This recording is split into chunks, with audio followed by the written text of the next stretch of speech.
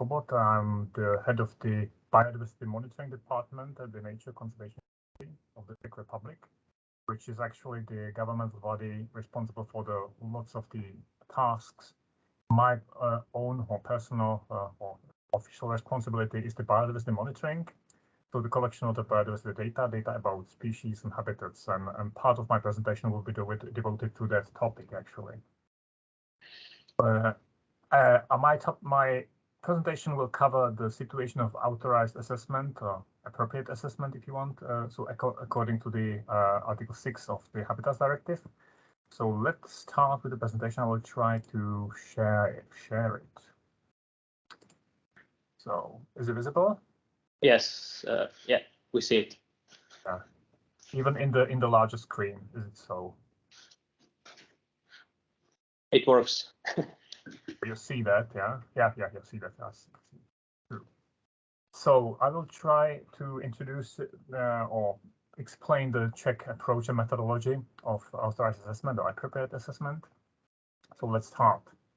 At the beginning, it is necessary to set the authorized assessment in all the complex of assessments in the nature conservation in Czechia, because there are several types of them. At the beginning, there are some assessments which are done by the nature conservation authorities. There's always a question if they are educated enough, if they are professional enough, or if they are independent of some external pressures. And because of let's say omitting that negative impact, there are also independent assessment existing in Czechia and possibly also in other countries. At first, it is AII, and environmental impact assessment, when we can include also the strategical ecosystem assessment, which includes sometimes, or in most of the cases, also biological phenomena. This assessment is covered by a special legal act, which proposes a general framework for that. The, let's say, hindrance or weakness of that AI is that there is no strict methodological approach, especially in the biological part, and therefore the biological parts of the assessment were often very of poor quality. So in Czech Republic, that situation was solved by establishing a specific so-called biological assessment. We can understand it under that some kind of national authorization with a separate specific paragraph in the Czech Nature Conservation Act, where actually, even in those cases where there are some pressures to select only educated people in biology, which are experienced and so on, the problematic is so wide that it's impossible to somehow standardize the methodological approach. And on the last point, but not least, of course, is the actual subject of today's presentation is the authorized assessment, so-called, which is compliant to the Article 6.3 of the Habitats Directive, again with a specific paragraph in Czech Nature Conservation Act, where the methodological approach is standardized. The main reason for that is that the target features, actually the phenomena which have to be somehow assessed and so on, are specified because they are listed in the annexes of Habitats Directive, and it's possible to somehow close the problematic in more strict methodological way. So the authorized assessment is actually the assessment of the influence on conservation status and ecological integrity. What is Natura 2000? It's not necessary to explain for you, but actually, when we look into history, it was a new system of protected areas. That was also a specific Czech approach. We built our Natura 2000 actually from the beginning, so we didn't use the existing protected sites. So we tried to collect the data, propose the new localities, and after that to set them into the national system. So if there were a new system of protected areas, so there were also let's say pressure or conditions, prerequisites for establishing a new system of assessment, these authorized assessment in Czech terminology. The people which are which wants to be the authorized person for that assessment needs to be educated in ecology. They mostly have a very high level of expertise in the field, in the topic, and they have also the experience in administrative processes because they are a very important part of it. The people which want to be assessors are regularly examined. They actually authorization have a limited time validity, and they meet quite regularly on seminars where they discuss the topics or hot topics of authorized assessment, and they somehow clarify and modify the methodology. So there's some consensual process how to improve all the process.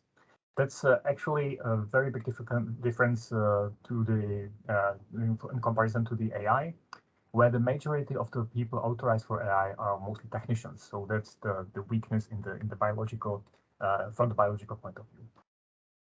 So actually, authorized assessment is always a part of AI, especially in cases when Natura 2000 or species and habitats under Habitats Directive are touched somehow by the projects.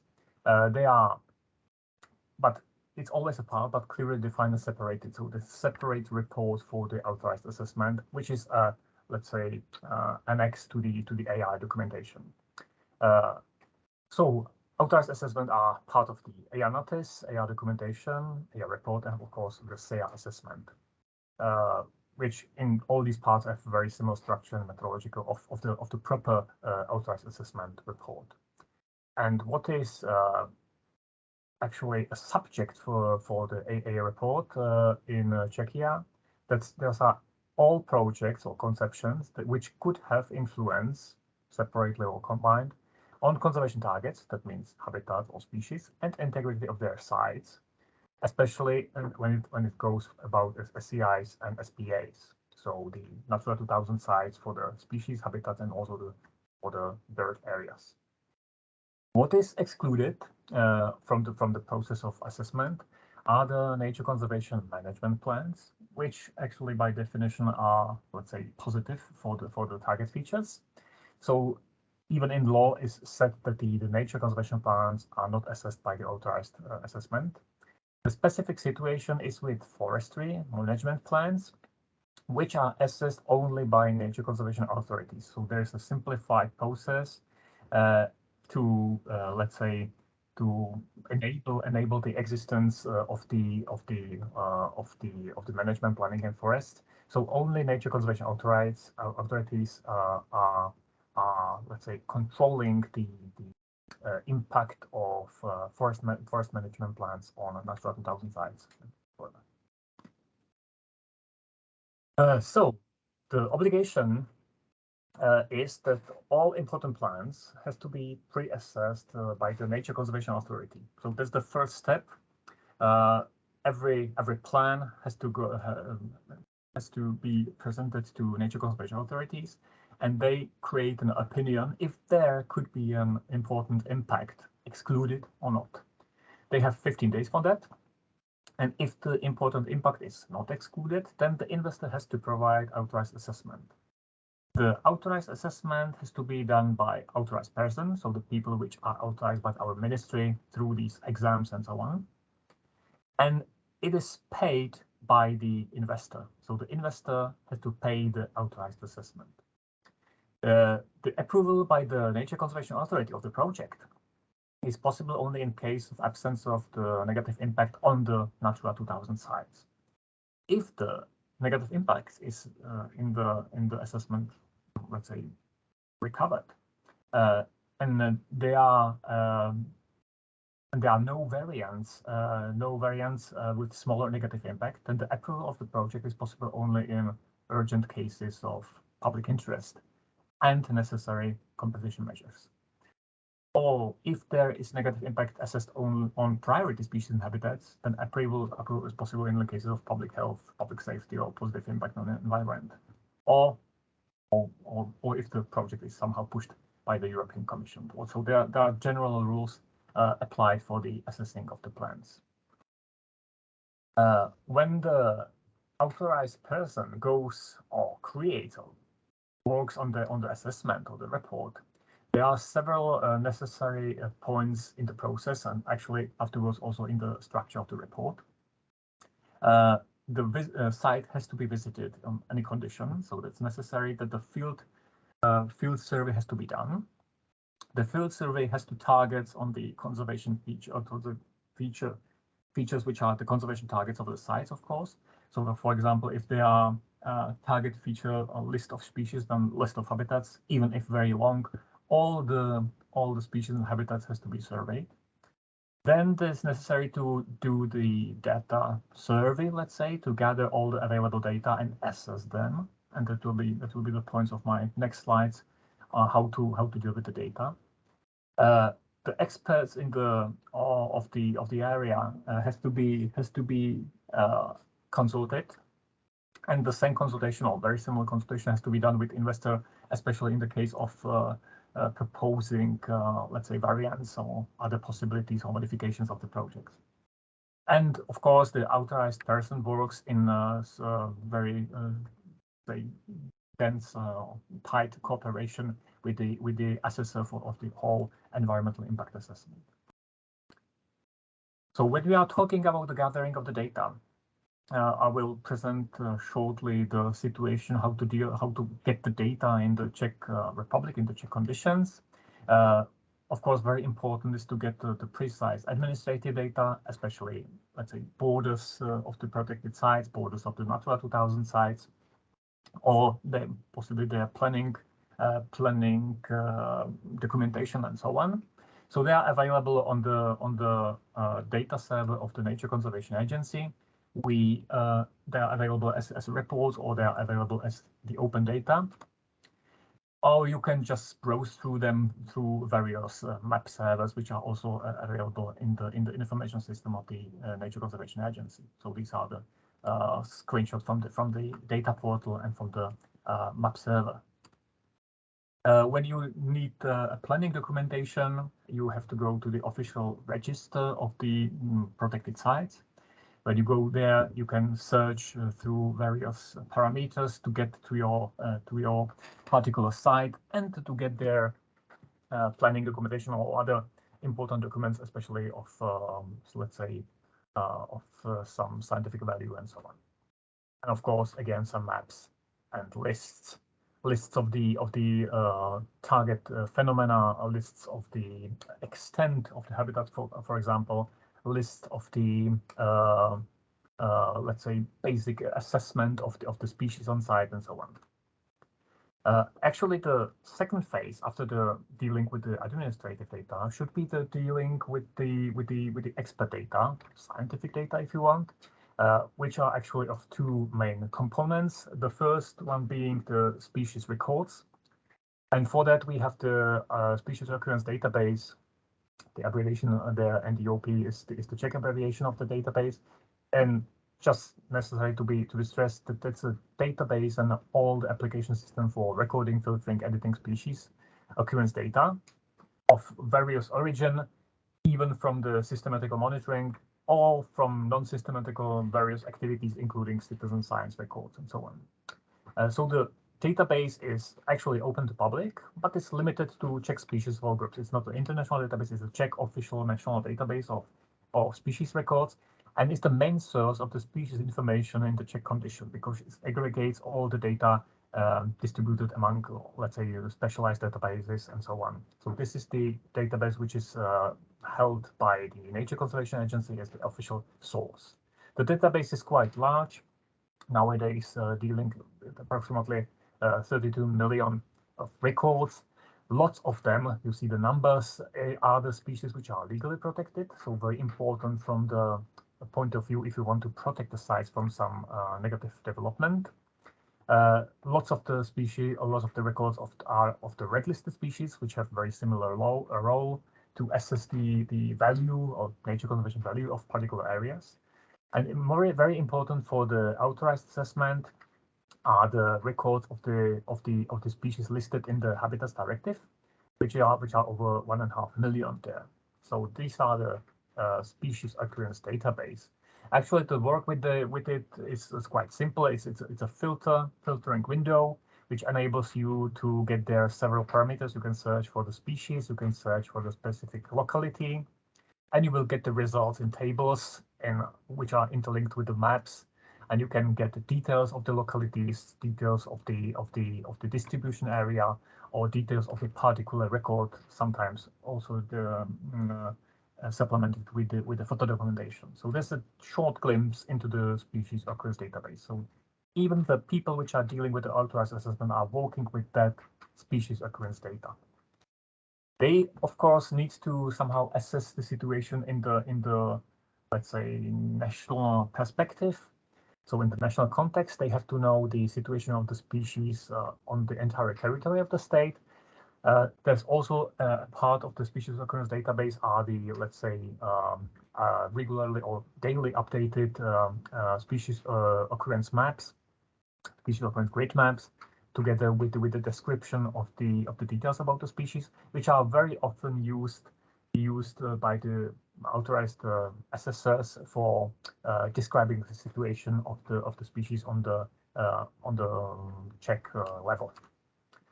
These, let's say, species sites are covering even the phenological situation or let's say, increasing number of records in the time. So these are the several details which can be used also for the assessments.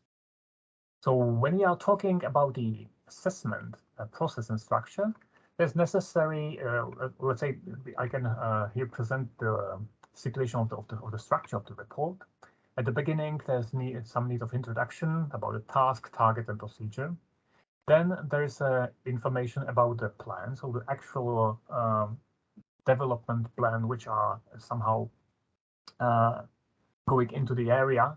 So what are the basic info about the plan? What are the inputs and outputs?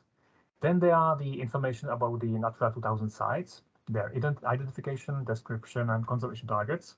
Let's remember the administrative data and management plans, which are available on the data servers of agency. Then there is a very important part of assessment where they are assessed the completeness, possible impacts, the impacts on conservation targets, or impact of integrity, and very importantly, cumulative effect assessment, which is a very crucial topic, largely discussed not only in Czech Republic but also on the European scale. And most important, actually, part of the report are the conclusions, where the conclusions of the assessment and the possible recommended mitigation measures are listed. We are closing the report with the reference and supplements, of course. So that's the basic, let's say, structure of the assessment report. So what actually are the important impacts? That's defined on several strategical documents. You can see the definitions. So those are the impact leading to permanent deterioration or destruction of conservation targets, or their significant deterioration of their ecological needs or their development. Conservation targets are quite clear. Those are the species and habitat types listed in the directive. But actually, those are also the ecosystem linked to the specific environmental conditions, population in specific habitats with complex environmental links. And what is necessary to stress up is that the ecological background is quite crucial. It's necessary to assess the impact on localities inside, outside, or possible links between them. So what about assessment of the conservation targets? It is necessary to assess the area and population in entire state, so in Czechia. Then the population in all the Natura 2000 sites in Czechia, the situation of the particular species or particular habitats in Natura 2000 sites. And then it's necessary to assess the area and population in particular Natura 2000 site. That is actually the most, let's say, innovative or important issue, because the information about the area and population in Czech Republic, they will get from the Nature Conservation Agency databases. The very similar information we can get from the report under Article 17, so the reporting of the conservation status of species and habitats under Habitats Directive. So there is the information about the area and population in Natura 2000 sites. But the information about the area and population and particular Natura 2000 site is quite hardly available. Sometimes it can be deduced from the records data. Sometimes, in the case of the habitat, it's quite simple structure because we have the entire territory field mapping of habitat, so the information on the habitat is quite detailed and available. But actually, in species, it needs a very, let's say, original approach by every assessor to assess the, especially population of the Natura 2000 sites, because those populations are not readily available and they are very scattered and mostly dependent on the field survey, which should be done or have to be done by the authorized assessor. So then, when they know the area or population which is impacted by the plan, that is necessary. What is the ratio of the impacted area according to the all three levels mentioned above? And of course, the habitat's quality have to be taken into account if are somehow deteriorated, if they are quality areas, if the integrity is safeguarded, and so on. At the end, the conclusions are in check methodological approach are closing with the let's say notes, marks, numbers. When the impact should be positive, +1 or +2, that's of course possible in some very specific cases, like for example, if the nature conservation management plan would be assessed, then they will probably get these marks. But actually, the classical or typical plans which are dealing with some development of some industrial structure and so on are closing with 0, -1, or -2 impact node, which means when the impact is, let's say, none, then the mark is 0. When the impact is mildly negative, that means that it could be possibly minimalized by the mitigation measures, then they get -1, and the plan is possible to be realized by using these mitigation measures. And there is a very important threshold of the importance when they get -2, so the node, which means that the impact is significantly negative and the plan is actually impossible to be realized.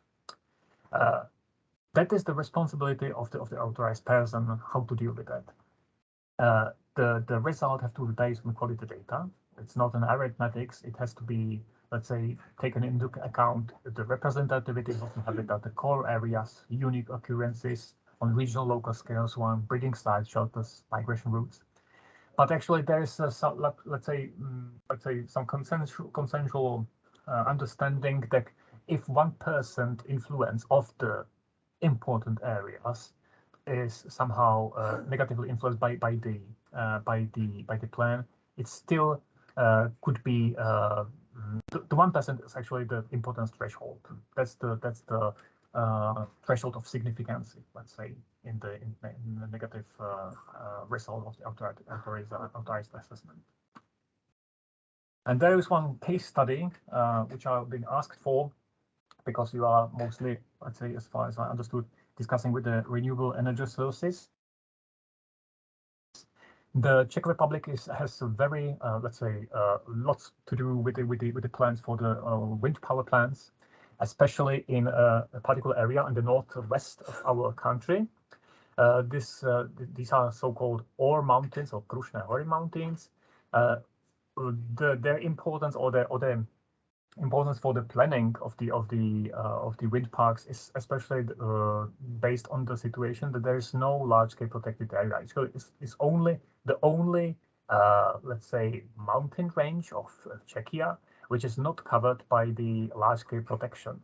So, and together with that, there are of course a very let's say good conditions of wind and so on. So there's a, let's say, a very it's under strict pressure of the wind park planning.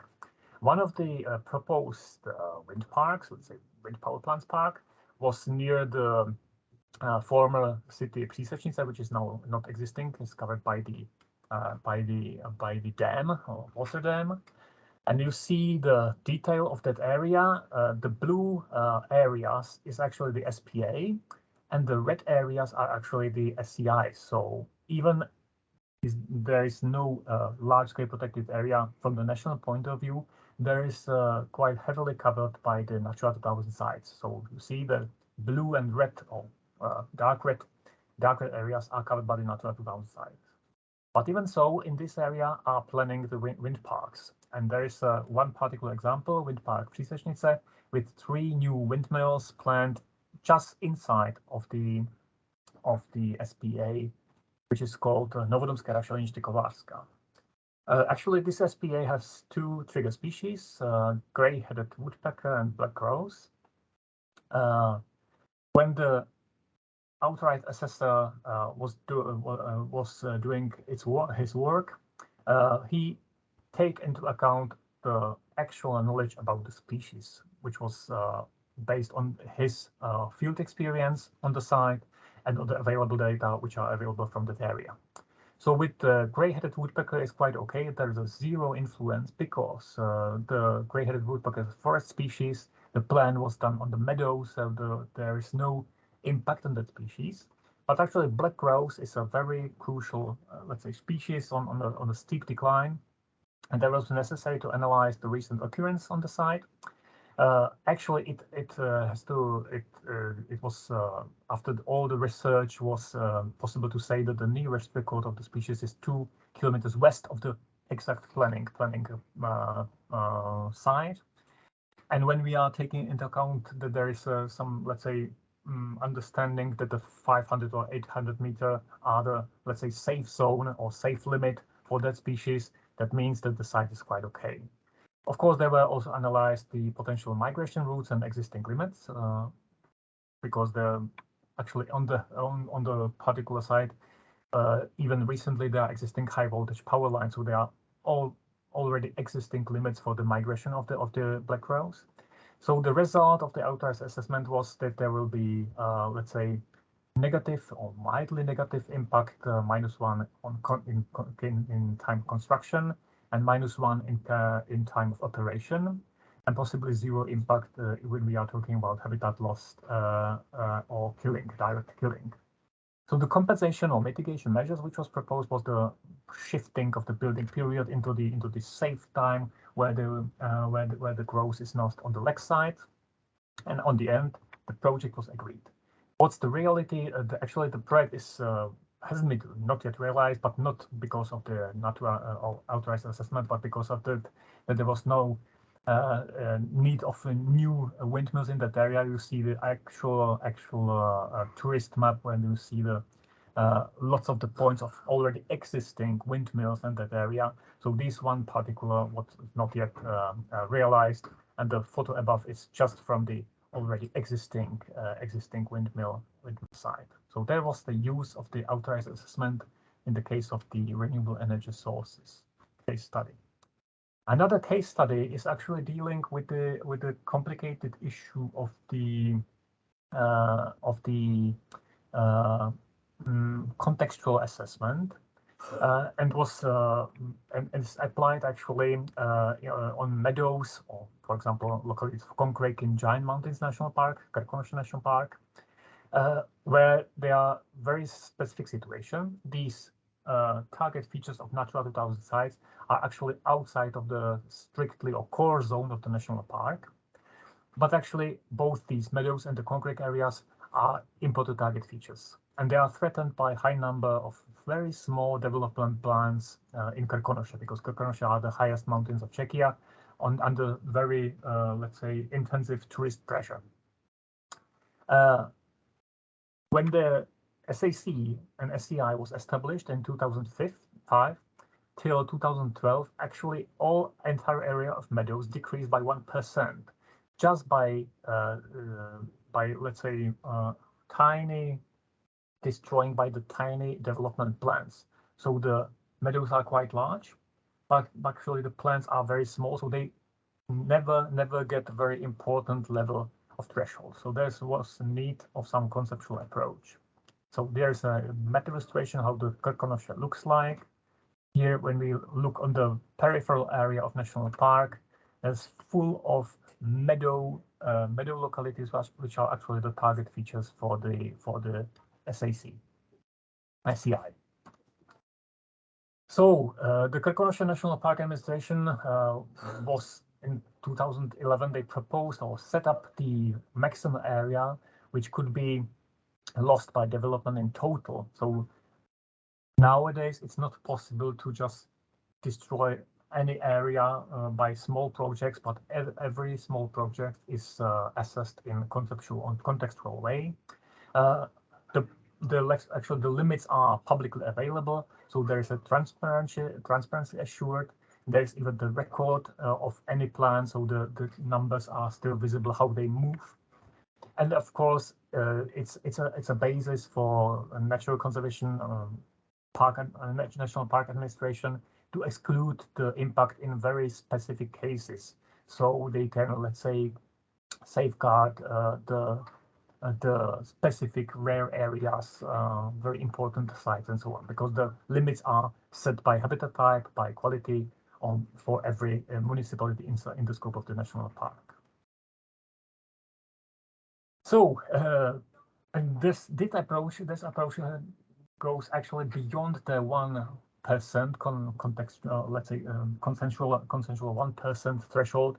In some meadows of worse quality, they can be even destroyed in larger extent than just 1%, which is applied on the best quality grassland.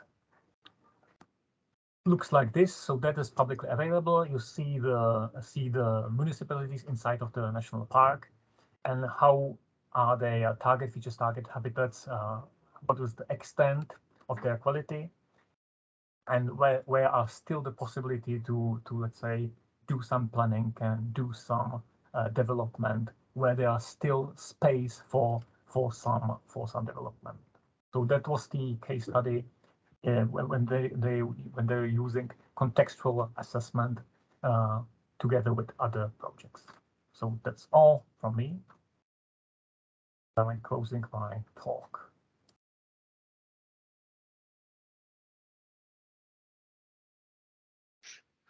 Thank you, Karel. With this, I will open the discussion and the possibility also for questions from the participants. And since based on the experience, I know that it will take some time for the participants to think of the right questions. Maybe I'll start with the first one. So how was cumulative effect considered for wind park that you presented, if in any way? Because you mentioned that there were already some windmills placed. Yeah. It was assessed. It has a separate chapter in that authorized assessment report, and it was especially assessed in the scope of the possible migration routes, destruction, and so on. And it was excluded actually, because all other windmill parks are actually outside of the core areas of the distribution of the black grouse. So even in that cases that they're visible, that there are some accumulation of windmills there, they are still outside of the core areas of the black grouse. Okay, thank you. And I see we already have one participant that would like to ask a question or raise a comment. Pia, please go ahead. Yes, Jan, thank you. First, I'm Pia from Dobbs BirdLife Slovenia. Thank you for your presentation. It was very good. So thank you for that. And I have a few questions for you. First, the first question is about the regular exams that you mentioned for the people who do the assessment for Natura 2000. And I was wondering who oversees the regular exams, and is it like a certification thing? Do they have like a certificate to do the assessment for Natura, or is just regular exams which they prove they can do the assessment? Yeah, actually, the responsible for the examination is the Ministry of Environment. He's doing that, and the exams I think are once in 5 years. So your authorization is valid for 5 years, and you have to do it again and do the exam. After passing the exam, which is quite, let's say, it's a hard one, not a very simple one.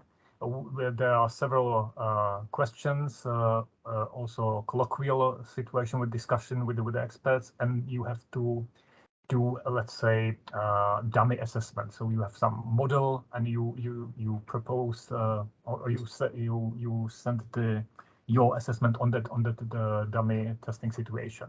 So they are discussing with you how you assess the things and so on. And actually, a part of it is the control of your done assessment. So you are presenting what were your former assessments. So if there are some problematic issues, it could end up with the let's say the authorization. So you will not, your authorization could be not prolonged if you wouldn't pass that exam. And it's done on the certificate basis. Here you have the official, let's say, letter, or how to say that, certificate that you are authorized person for that. And on every authorized assessment, you have to use this letter as an annex, so it's visible that you are the authorized person. And the number of, let's say, these persons is quite limited. It's not exceeding 50, I suppose. Thank you. I have another question in regards to the cumulative effects. Is more like your opinion in an overall general opinion. You mentioned that it's important, and how would you rate the overall assessments of cumulative effects in the EIA in the Czech Republic? Would you say that there are any gaps? Would you say it's good? And if there are any gaps, what are the gaps? Yeah. There are always gaps, and the cumulative effect is very crucial. As I presented the Skrikonoše example, this is actually the only one example of the really systematic solving of the cumulative effect. And it's possible to be done because there is one big nature conservation authority dealing with the complete area of the large national park. And they were actually, let's say, negatively impacted by these small plants. They just destroyed part by part these grasslands, and without using any let's say conceptual approach, it will continue, because there is always, the plant is so small in comparison to the large extent of the meadows in the area, that will be always very insignificant. So the impact will be insignificant. So they was, let's say, that is a fight against this destroying point by point. But actually, no other, let's say, cumulative conceptual approach were set up in Czechia outside of the Krkonoše, and that's always a responsibility of the authorized person. And it was visible actually by the windmills, but there is still, we are very close to the SPA for the black grouse, and this SPA is somehow, let's say, on the border are lots of the wind parks. So when we are thinking in context, we are still let's say, destroying some possibility to enlarge the area of the black grouse, because we are destroying it. But nowadays the black grouse is there not, and you cannot use some potential in the future that maybe sometimes in the future it will be good for them. So that's limit, that's a gap, and actually I think I don't see any ways out. Thank you. Thank you, Pia, for the question. Before we go on, we already have one question from the chat, Karel. So the question is, were there any mitigation measures for the wind park you presented prescribed based on the fact that construction and operation were assessed -1? Yeah, actually I went through this particular assessment, and the mitigation measures were just shifting of the time period. So they were assessing where are the crucial periods for the let's say, disturbing of the grouse, and they moved the main building period outside of it. So that was the only mitigation measure, actually. Because the windmills in particular site were not touching exactly the present, the lake sites or sites where the species were recorded. So there was included, the significant impact was excluded. Great, thank you. I have another question in regards to this project. I'm very interested. Sorry to just stick in here. So if I understood correctly, the wind park was not in the SPI area. It was. Even so. It was. It was. But it was away from lacking grounds. Yeah. So as you mentioned, 500 to 800 meters away. They were actually 500 was the let's say the safe limit, or how to say it. Let's say the distance limit which is used as a safe, And the particular records were 2 kilometers in western direction. So I understand. It's quite, let's say, yes, impossible to say that it has significant impact if the birds are not there. Okay, thank you. And Karel, maybe a follow-up on the previous topic before we go on. So you mentioned the mitigation measure for the construction, but for the operation, were there also any mitigation measures that you know of? No, they were actually, and then when were not set mitigation measures, there were always discussion. Let's say the reports always discussed the impact of the operation of the on the black grouse. That's very, let's say, key topic, we can say. And as the particular site was already covered by the high voltage lines, so it was, let's say, deduced that that there's no necessary to be afraid. So despite the -1, there were no mitigation measures for no mitigation measures outside of the shifting of the building period. Okay. Sabina, yeah.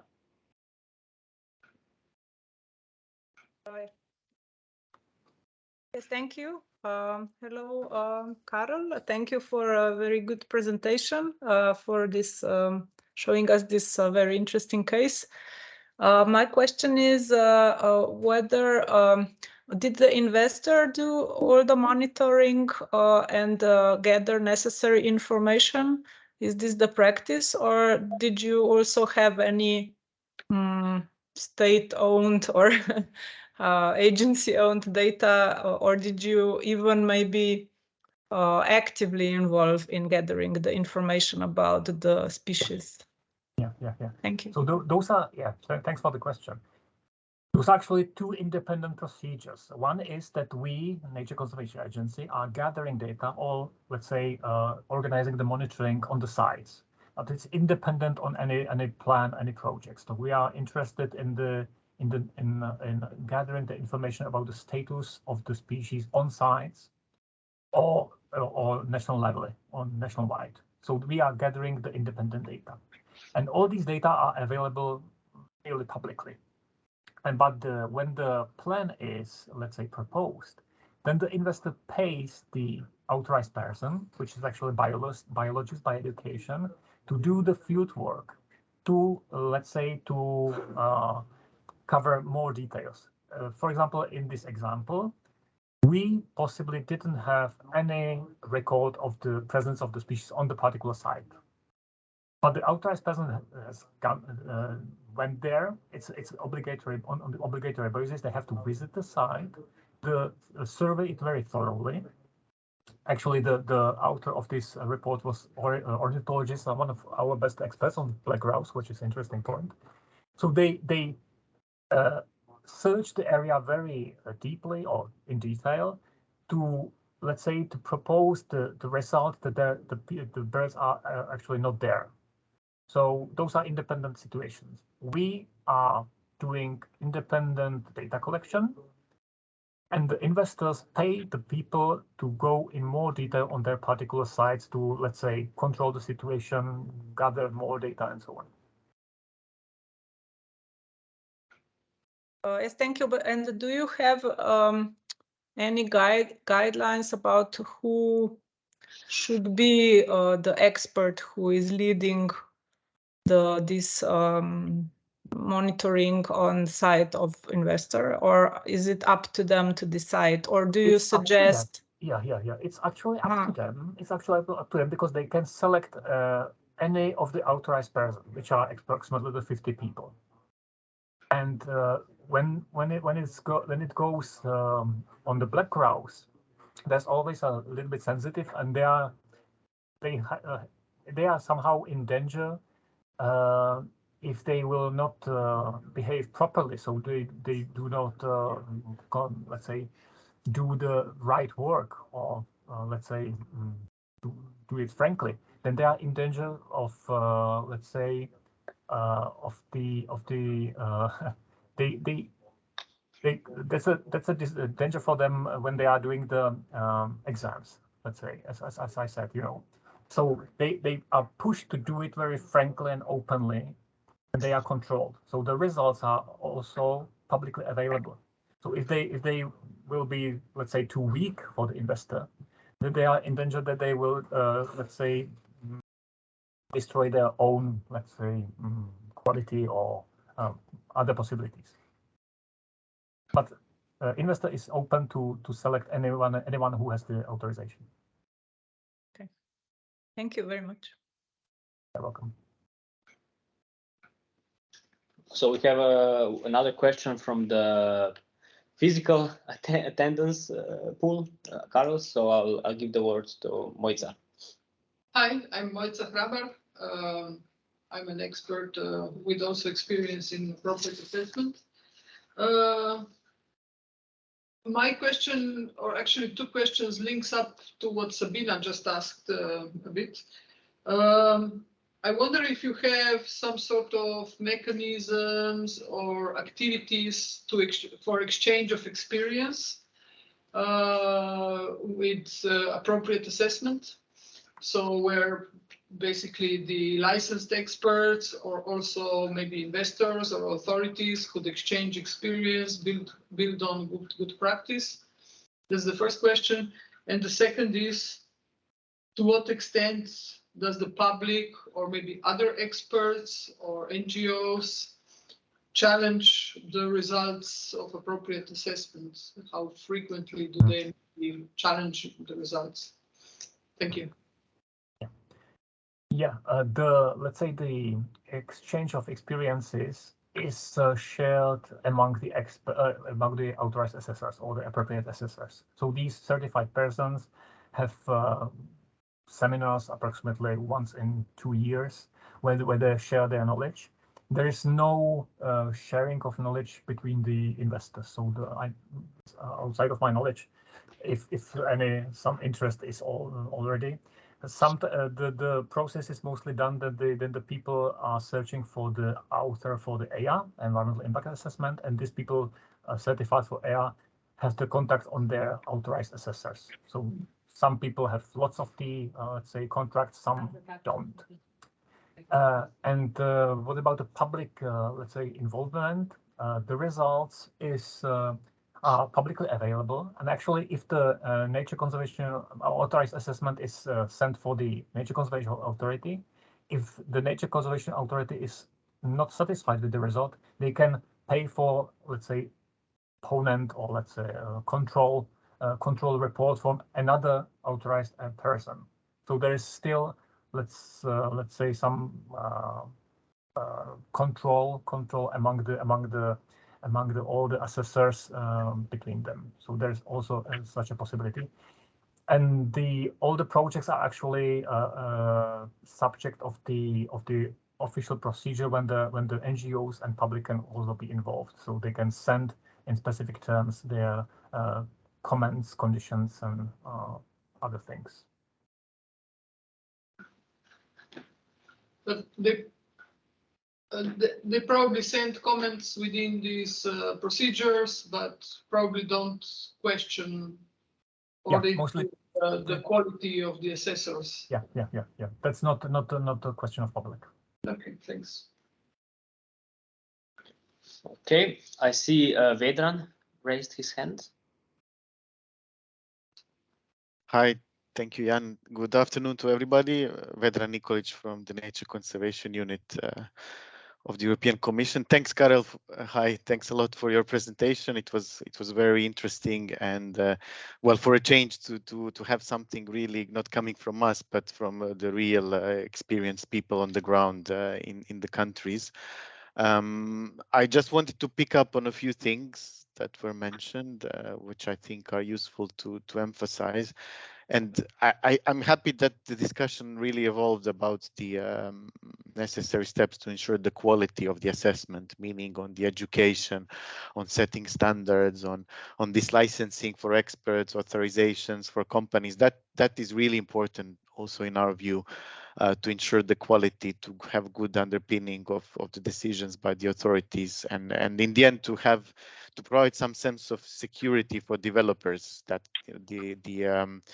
the decisions of the competent authority are very robust and based on the best knowledge. So I think that cannot be emphasized enough, this kind of licensing, education, because especially when we talk about licensing wind farms and the challenges that you mentioned around cumulative impacts, really some kind of special expertise is needed, well, in general for assessing impacts on species and habitats, but in particular when there are so many impacts that collisions, habitat exclusion, all these things are very much linked to the ecology of each species of birds or bats, and that are very different, and having the right and experienced expert is really key. So I think that's maybe one of the messages that needs to be remembered. And then I wanted just to pick up on a few things that I noted.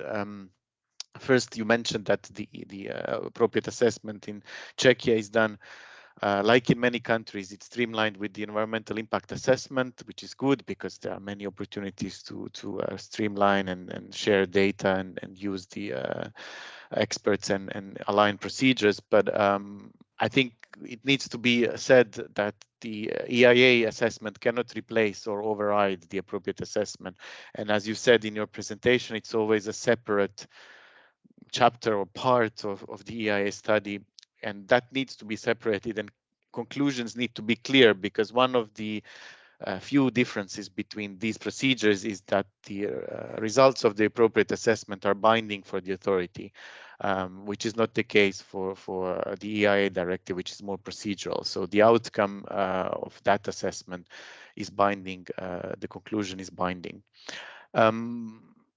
Then in the few last interventions centered on who pays for the study, the developer, and all these licensing arrangements for the experts involved, I think again, the authorities have the final responsibility to approve or reject the project. So if there was a study done by the developer in support of the appropriate assessment, they have to scrutinize it. So the accent of the appropriate assessment procedure is on proving the absence of impact beyond any reasonable scientific doubt. So it needs to be a very clear conclusion based on best methods, scientific methods, and knowledge about species and habitats. So the setting of these standards on how to assess the impact, the duration of study, methodology to be employed, for example, to assess the impact of renewables, that's all important. And actually the authorities can do a lot by prescribing what kind of elements such study, what kind of methodology should be implemented. That's possible, and we know that the various authorities, when they do appropriate assessment, they provide also scoping, which is done for EIA or SCA, but it's possible to do also for the appropriate assessment. So to make the studies consistent in quality and to provide to the developer what is expected to be done, there's also sometimes a prescription of what methodology should be used or best standards that we found is also useful. And one other thing that I wanted to mention is and you talked about it a lot in the presentation, how to assess the significance of impact, because that's what the appropriate assessment actually should result. The conclusion should reject a project that has a significant impact, and those that don't have significant impact can be done. And you described in detail how the species and habitats and their situation in the site should be assessed. But I would just like to come back. I don't know who from the participants were there when I did the presentation on screening the other day. The reference to assess the significance of impacts should be the site-specific conservation objectives, and the standards for these objectives I described the other day. So they should be quantified, saying first if the species or habitat should be maintained or restored in the site, setting some quantifiable targets in terms of area, surface, population, but also about the structure and function of the habitat and quality of the habitat and so on. So the appropriate assessment should not only assess the impact, that's what I wanted to emphasize, maybe it was not sufficiently emphasized. It should not assess only the impact on the status quo in the site, so the current state, but it should be done in relation to the objectives, which can be also restoration. So if you need to improve the condition of the habitat, if you need additional area of the habitat to be added in the site, then your assessment needs to be done in relation to that objective, and then it could be a different result than if you just look at the status quo. So again, good knowledge on species, which links to the regular monitoring in the site, or if that regular monitoring is missing, to the additional effort to be done by the developer or the authority, that's something that needs to be borne in mind. When it comes to cumulative impacts, it's not just similar projects, so wind farms with wind farms, but also other impacts, agriculture, energy transmission, transport needs to be assessed. And my last comment was, I think, Karel, I think it was just not on purpose, but you mentioned in the context of appropriate assessment the compensation measures, and I know you spoke about mitigation measures, but it just reminded me on another thing that should be said here, is that only mitigation measures are allowed in the context of the appropriate assessment, so and not compensation measures.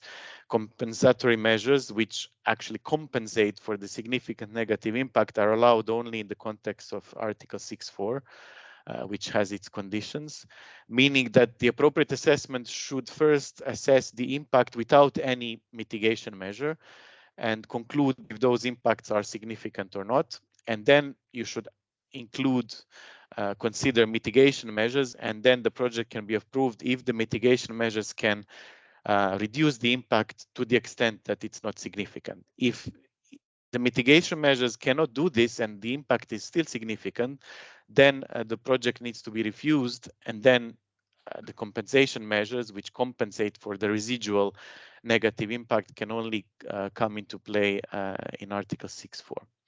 So maybe it was a too long intervention, but I thought that these few things should complement what was said so far, so that we have a bit more, a bit better understanding of these provisions. Thanks. Yeah, thanks for precision. No, Vedran, I think it was a value-adding conclusion from your side. So, but I'm still looking at the participant list, because I thought I saw another hand before. Maybe it disappeared now.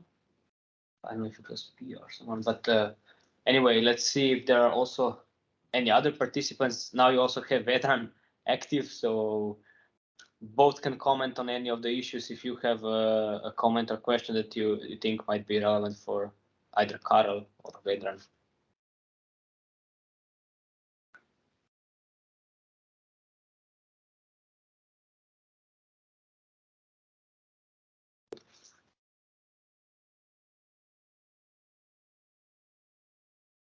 No?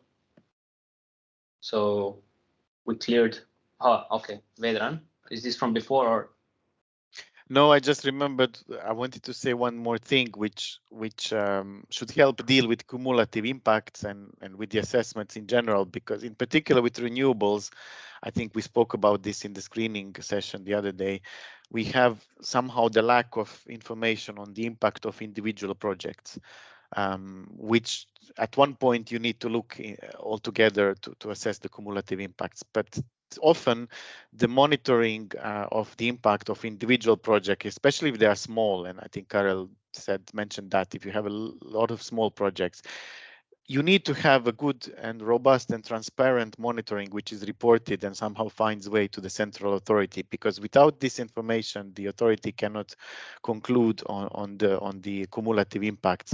And that's why I think it was not maybe emphasized that a decision of the competent authority should also prescribe monitoring requirements for the project, so that the impact in the real world of the project should be adequately monitored and if necessary, addressed during the operation phase. And we know from our experience that this is sometimes poorly done, and that just adds another layer of problem to this task of the authorities when they need to assess more and more projects in that area. So I think that's one point that maybe needs to be kept in mind. Thanks.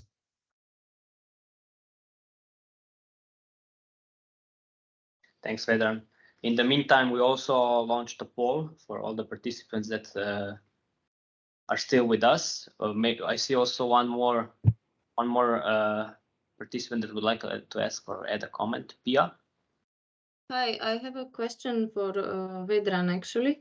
I agree with the operational monitoring. Is just that there's always one question that comes in mind in regards to the operational manual and monitoring, and that's what to do if the monitoring actually points out that there is a significant impact from the project. What to do in that case?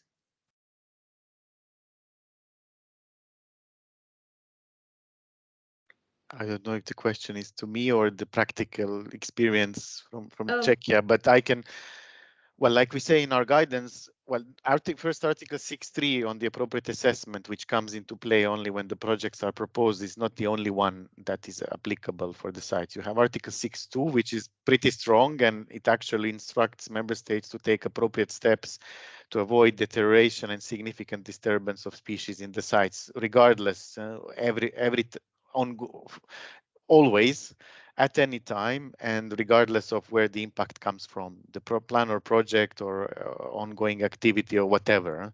So that's really the strongest, one of the strongest provisions of Article 6, which is sometimes forgotten, but that means that it's applicable to also operational projects of any kind which are existing in the site, even those which were licensed and approved with the appropriate assessment. It was concluded that they don't have a significant impact. So if at any point there arises a situation where a project through the monitoring or whatever other means is shown to have a significant impact, then the authority needs to react, and that includes imposing additional mitigation measures or even sometimes stopping the project. So that's how it works in theory. Now in practice, it works in different ways in every country, or sometimes it doesn't work, but that's what the law would require. Thank you. Okay. Any remaining comments, questions?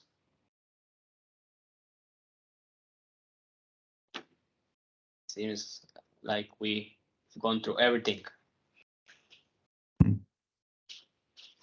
Okay, Jan, thank you. I'll take it from here. Let me also thank the two gentlemen in the call, Vedran, Karel. Thank you very much for your contributions and the presentations. I also hope that our audience today have made use of your insights, both on the European level as well as some practices from the Czech Republic. We with this would like to conclude our today's training, but before doing so, as we always strive to get better and better, we have prepared a survey to learn your opinion about today's topics and presentations. So if you please mind to go to menti.com. The link is now showing up on the screen. Carla, yes. Sorry, you wanted to add something? No. Okay. And fill out the code. You can also use your smartphones if you have them on hand and scan the barcode. It will get you directly via a link to the polling. And there we ask a couple of questions. You will see if you open it, and we will then also display them here in the screen very shortly.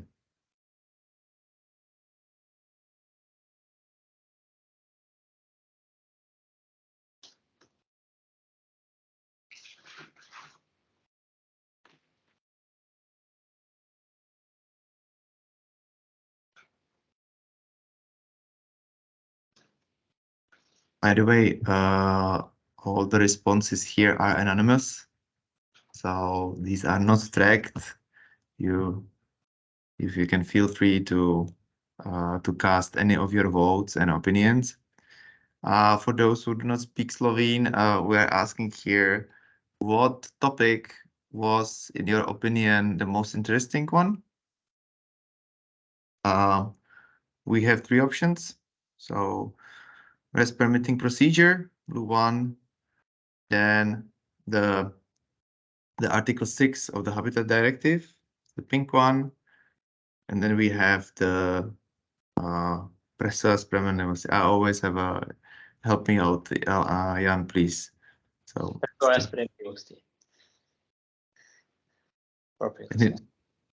appropriate assessment, exactly. And it seems from your responses we have 12 collected, which is good. That the program has an upward trend. And this is again a big chapeau and congratulations to the 2 gentlemen who were covering the last topic. Seem to be the most interesting ones for today's audience. Maybe we can move to the next question,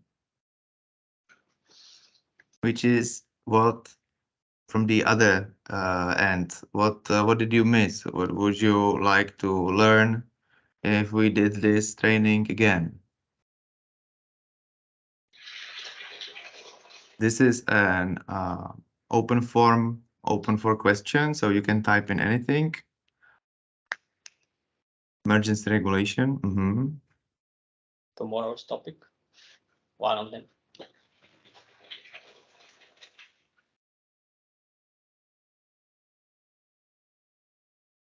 Well, it's always when there are any issues, we always call it emergency regulation. I suppose this one this one relates to the energy crisis and to the speeding up of the renewables permitting. So just for the context, overriding public interest. And more best practices from other countries. Also some bad examples. It's a good one. Not only good, but also bad examples. Interesting.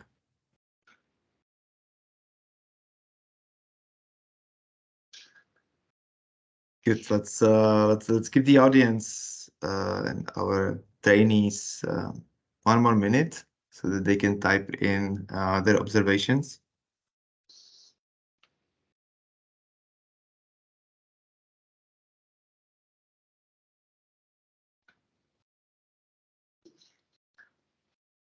Again, this is completely anonymous, and this will help us to provide further recommendations for the beneficiaries and also the Commission in their capacity building efforts.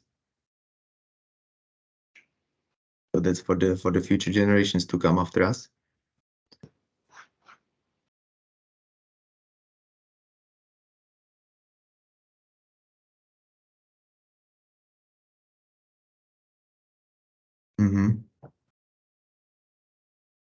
It's probably a question, next one, to our German colleagues.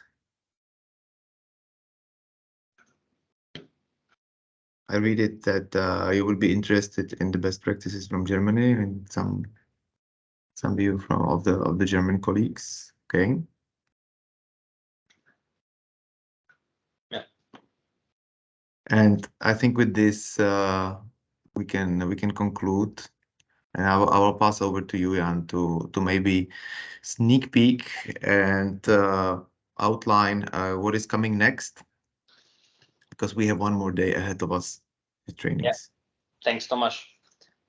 Se pravi, mogoče samo še za informacijo glede jutrišnjega dne, se pravi zadnji dan programa krepitve zmogljivosti. Dopoldanski del bo zelo podoben kot danes, se pravi dva sklopa, ki sta že kar dobro poznana, se pravi postopki uvajanja OVE in habitatna direktiva 6. člen. Popoldanski del bo pa namenjen dvema fokusnima temama, in sicer najprej prevlada javne koristi kot koncept in tudi emergency regulation, ki je bil prej izpostavljen, bo tukaj pokrit. Potem pa še druga tema, kulturna dediščina, natančneje umeščanje sončnih elektrarn na spomenike v Avstriji. To je v bistvu spored za jutri, vljudno vabljeni tudi, da se nam pridružite. Also, thanks from my side in English. We would welcome you, and we'll be happy if you can join tomorrow.